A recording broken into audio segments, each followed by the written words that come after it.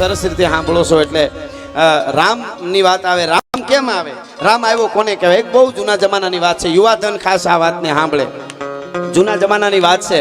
જૂના જમાનામાં એક નગરનો એક રાજા, એમની એક કુંવરી, એકની એક લાડકી દીકરી, ચંદ્રમુખી એનું નામ. સાંભળજો રામ કેમ આવે. ચંદ્રમુખી એનું નામ. રૂપના આભરણ જેવી દીકરી, 18-20 વર્ષની દીકરી. અને એ દીકરી હવારમાં ઉઠી અને રોજ સૂરજને અર્ક આપે, સૂરજને પાણી ચડાવવા માટે ઝરૂખામાં આવે.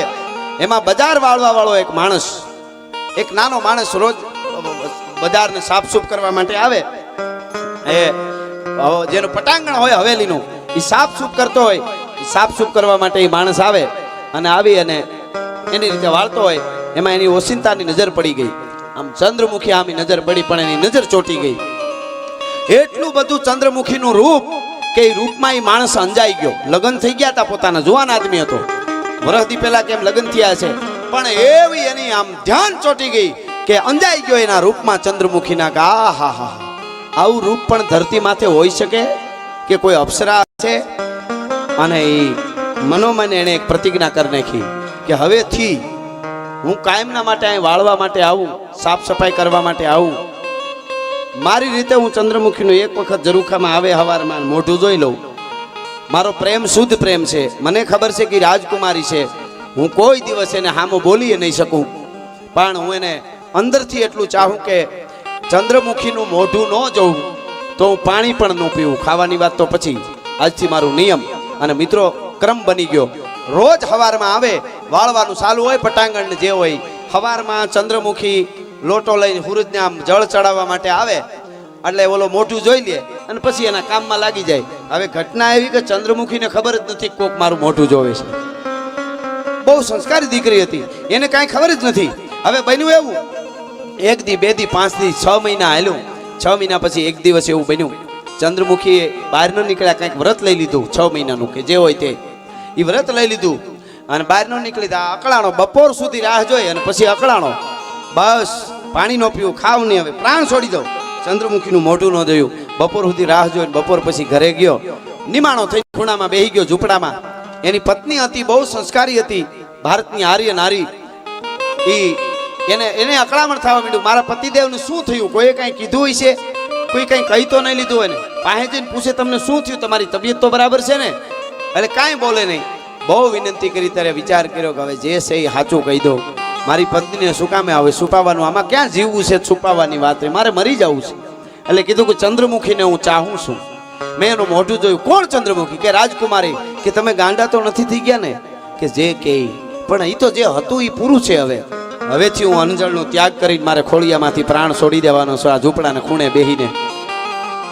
કે પણ વિચાર તો કરવો, તો મેં તમારી યારે લગ્ન કર્યા ને, એ તો રાજકુમારી છે, તમે આપણે સાફ સફાઈ કર. તો કે બધી વાત સાચી, હું એને શુદ્ધ પ્રેમ કરું છું.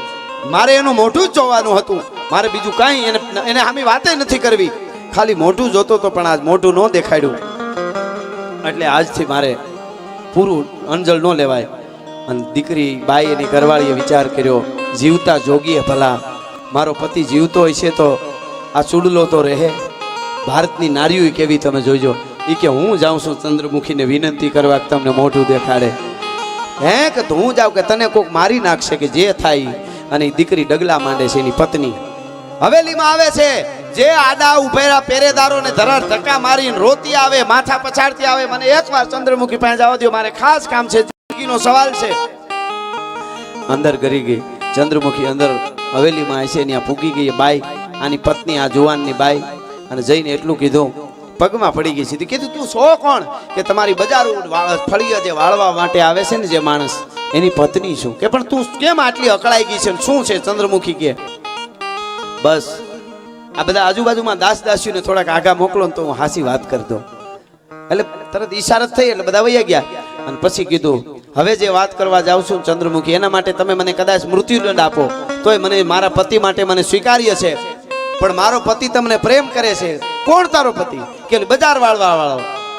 કે પણ મને જ ખબર નથી. કે એ તો એને કીધું તમને ખબર નથી, તમે તો પાણી સૂરજને પાણી ચડાવવા આવો અને તમારું મોઢું જોવે. એનો પ્રેમ શુદ્ધ છે, ખાલી તમારું મોઢું જોવાનું છે. પણ તમે એને મોઢું દેખાડો. મને જે દંડ આપો કે તો મારું માથું સરકલમ કરી નાખો, પણ એને મોઢું દેખાડો. ઓહો હો હો. એટલો બધો તારા પતિ માટે તને ભાવ પ્રેમ કે હા હું એની હારે મંગળવર્તી છું, ભારતની નારી શક્તિ છું. ચંદ્રમુખી ઘડીક તો વિચારતી થઈ ગઈ, શું આ બાઈના માટે કહું. પણ જોજો એ રાજકુમારી હતી. સંસ્કાર કોને કહેવાય? જરાક પૈસા આવી જાય, મોટા બાપની દીકરી થઈ ત્યાં કોઈક નાના માણસને કચડી નાખવા એમ નહીં. ઈ ધારે ને તો તરત જ બાઈ ઓલા માણસને બેયને હુળીએ ચડાવી દે. પણ એને શું કર્યું ખબર? એને એમ કીધું તારા પતિને મારું મોઢું જોવું ને, હા મારા મોઢા મારા રૂપમાં અંજાઈ ગયો છે ને, કે હા જે કયો એ તારા પતિને કે હું વચન આપું છું. ચંદ્રમુખી શું વચન? કે આજથી 6 મહિના સુધી મારે વ્રત છે, હું ઘર બહાર નહીં નીકળું. 6 મહિના સુધી તારા પતિને કે રાહ જોવે. 6 મહિને 16 શણગાર સજી અને વેલણું જોડીને તારા ફળિયા સુધી હું એને મોઢું દેખાડવા આવીશ. 6 મહિના પછી હો. પણ આલે આ બેરખો એક માળા આપી, બેરખો આપ્યો. તારા પતિને કે આજથી જ લાગી જાય રામ રામ રામ રામ રામ રામ રામ, બીજી વાત નહીં. જે કામ કરવાનું હોય વાળવા આવે તો છૂટશે, કામ પૂરું થાય એટલે રામનું રટણ. જે કામ જે ધંધો કરે સુવા ટાણે માળા કરીને પછી હુએ, રામ સિવાય કાંઈ નહીં. અંતરના પડદા ખુલી જાય એટલું રામનું નામ લે. 6 મહિને હું વેલણું જોડીને તારા ફળિયામાં ચંદ્રમુખી વચન આપું છું. આજથી 6 મહિના પૂરા થઈ અને તારા ફળિયામાં 16 શણગાર સજીને ઊભી હોય તો માનજે કે હું રાજકુમારી ચંદ્રમુખી બોલી છું, આ તને વચન આપું છું. હવે સાંભળજો. રખાતી રખાતી પાછી વહી ગઈ તો એના પતિને આવીને કહે કે ચંદ્રમુખી આવવાના છે, વચન આપ્યું છે. તેથી વચનની કિંમત હતી. વચન આપ્યું છે કે મોઢું દેખાડવા. ચંદ્રમુખી પોતે કે હા આપણા ઘરે આવશે, કે હા મને મોઢું દેખાડવા, કે હા. ઓલો રાજી થઈ ગયો, હવે પોતાના કામે વળગી ગયો. હવે ઊંચું ઉપાડીને નથી જવું. ચંદ્રમુખી ફળિયામાં આવે તેથી જ મોઢું જોવું છે, એનો ક્રમ થઈ ગયો. પણ જે કામ હોય એટલી ઘડી કામ કરી લે. કામમાંથી થોડો કઈ વખત મળે એટલે રામ રામ રામ સીતારામ રાધે શ્યામ ભજમન જાનકી ભરતાર કેવળ જાનકી કીર્તાર ઠાકર મેર પર્વત ઠામ સીતારામ રાધે શ્યામ. એક જ રામનું રટણ, રામની છોપાયું બોલે. અને તહા હે અવધ જહા રામ નિવાસુ, તહા હે દિવસ જહા ભાનુ પ્રકાશુ. રામ રામનું રટણ લાગી ગયું. મિત્રો 6 મહિનાને પૂરા થતા વાર ન લાગી. 6 મહિના પૂરા થયા, આને તો તાર લાગી ગયો. પછી તો રાતે 2-4 કલાક જ હુએ. વેલો ઉઠીને રામ સાંજે 11 વાગે હુએ અને 3 વાગે જાગીને સ્નાન કરીને રામ તુહી રામ તુહી રામ, બીજી વાત નહીં. બાઈ રાજી થઈ ગઈ, આને તો લાગી ગઈ રામ હારે. અને 6 મહિના પૂરા થયા. 6 મહિના પૂરા થયા ને સવારમાં બાઈ ફળિયું વાળતી હતી એની ઘરવાળી પત્ની, અને આ ખૂણામાં બેઠો બેઠો બેરખો ફેરવતો હતો. રામ રામ, હજી કામે લાગવાનું બાકી છે. એની પેલા રામ રામ રામ રામ બેરખો ફરે. એમાં ઘૂઘરા વાગ્યા, ઘોડલાના પાગા નાખતા રકાબ કવિ ધાગા ધાગા ભરી પાગા આગા જાવે નાહી ભાગા ભૃગા નાખી ગાજે. એ ઘૂઘરા વાગ્યા અને ઘોડલા આવ્યા ઘૂમતા, ફળિયામાં આવીને ઉભો રહ્યો રથ. અને ચંદ્રમુખી 16 શણગાર સજેલી ઉતરી. પણ ઉષાને જવાની હજી ગાવતી થી લજાતી ખુમારી, જરી ગાવતી થી પિતા આંગણે માતને પ્રાણ પ્યારી, કળા હોળવંતી હતી એ કુમારી. સુટા કેસ કાળા હુવાળા રૂપાળા, બહુ ખેલ ખેલે સખીખ સંગ બાળા. હસે ને વળી વાત શેડી હસાવે, ગણી તાલી એ ગીત સંગીત ગાવે. ઉમા પૂજતી દેવને દ્વાર આવે, જપે નામની ધૂપ જ્યોતિ જગાવે.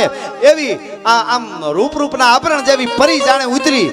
રથમાંથી ઉતરી, હામ ક્રામને ત્રાઠી મૃગલી હોય એવા નેણ, હુલુંબી કોઈ કાચની પૂતળી હોય, ઉગતો આંબો હોય, રાણનો કોળંબો હોય, બારવટિયાની બરસી હોય, ભાદરવાનો તડકો હોય, જૂની વાડીનો ભડકો હોય, ઉગમણો વાવાય તો આથમણી નમે, ઓતરાદો વાવાય તો દખણાદી નમે, અને ચારે દિશાનો વાવાય તો ભાંગીને ભૂકો થઈ જાય. એવી થોડી થોડી માટીની ઘડેલી કોઈ પૂતળી હોય, માનસરોવરની હંસલી હોય, એવી રૂપ જાણે ધરતી માથે આવી ગયો પૂનમનો.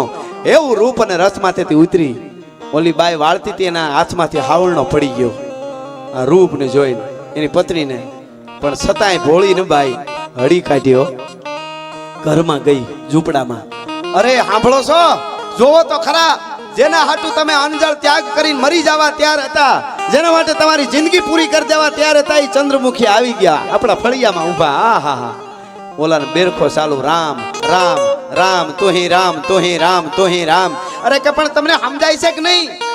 એ ચંદ્ર પોતે આવ્યો. ચંદ્ર તમે જુઓ તો એનું રૂપ ચંદ્ર આવ્યો આપણા ફળિયામાં તમારા હાટુ. એટલે ચંદ્રમુખી એમ ચંદ્ર આવ્યો.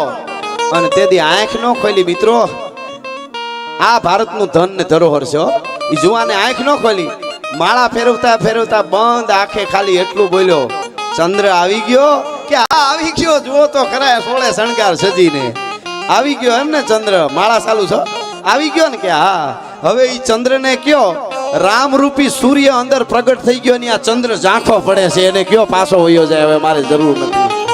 હા હા હા હા રામરૂપી સૂર્ય પ્રગટ થઈ ગયો છે હવે ને આ ચંદ્ર ઝાંખો પડે છે. તેથી પાછી રથમાં બેહતા બેહતા મરક મરક મરક મરક ચંદ્રમુખી એની પત્ની હામો હી. પત્નીએ કીધું મને કાંઈ સમજાણું નહીં, તને ન સમજાણું પણ મને સમજાઈ ગયું તું કે એકવાર વાળતા વાળતા મને જોવે ને જો આટલો મારા પ્રેમમાં આસક્ત થઈ જતો હોય એ જો રામમાં વળી જાય ને તો 6 મહિના પછી મારા સામું ન જોવે એ મને ભરોહો હતો. એટલા માટે મેં એને આ નામ પકડાવ્યું હતું, એટલા માટે મેં આ નામ પકડાવ્યું હતું. એટલે રામ આયેંગે તો અંગના સજાયેંગે. અને કહેવાનો અર્થ ઈ રાઘવેન્દ્ર સરકારના નામની તાકાત છે, ઈ ભક્તિની અને ભાવની તાકાત છે. એટલા માટે આ ગીત મારું લખેલું એ કડી કે જય શ્રી રામ બોલો ને ખલક દ્વાર ખોલો,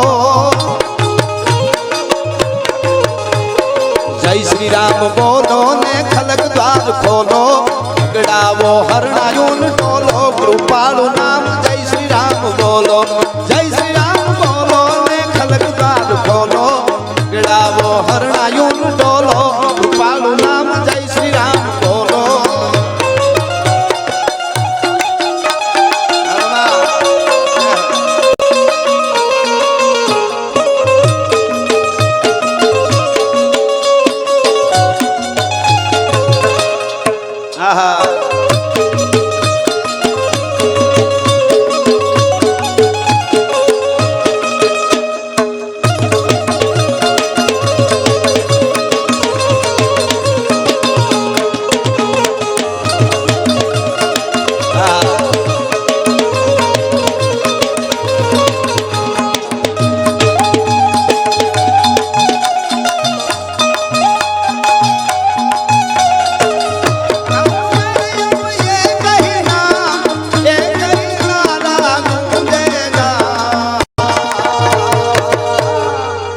मेरे भारत का बच्चा बच्चा जय जय श्री राम बोलेगा, मेरे भारत का बच्चा बच्चा जय जय श्री राम बोलेगा. जय सिया राम, जय सिया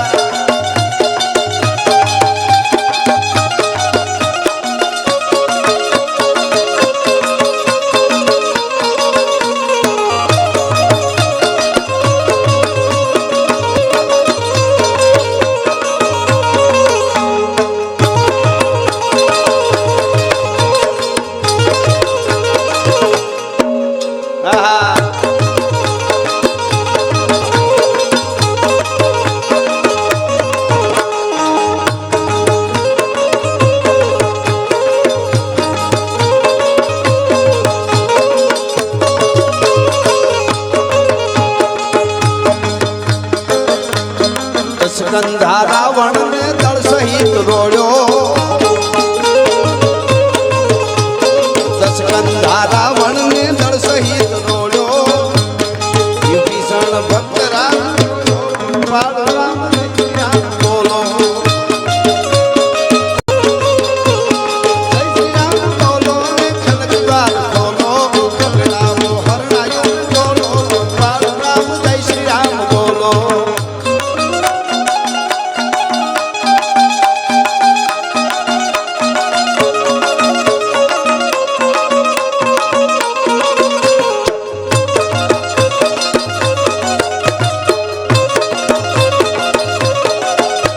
Ah